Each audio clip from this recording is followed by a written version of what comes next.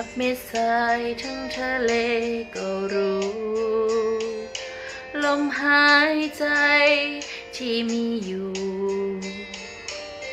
คือความคิดถึงจากฉันถามจะเจ็บแค่ไหน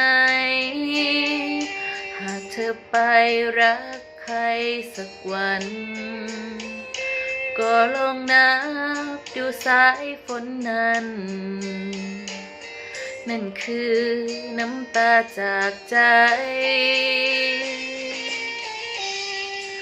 ก็เลยอยากให้รู้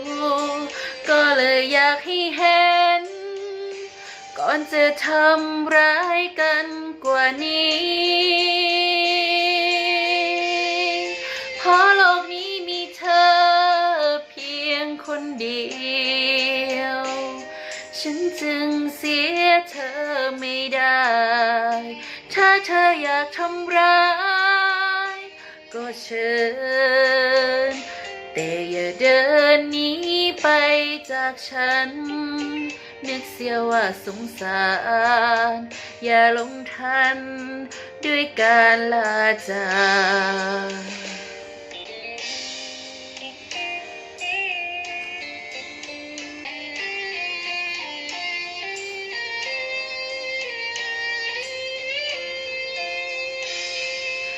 ถามกันสักกี่ครั้ง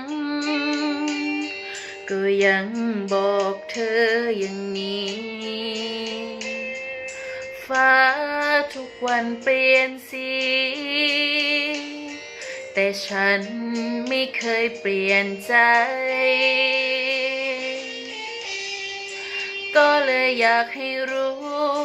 ก็เลยอยากให้เห็นก่อนจะทำร้ายกันกว่านี้เพราะโลกนี้มีเธอเพียงคนเดียว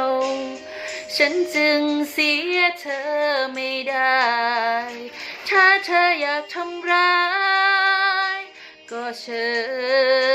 ญแต่อย่าเดินหนีไปจากฉันนึกเสียว่าสงสา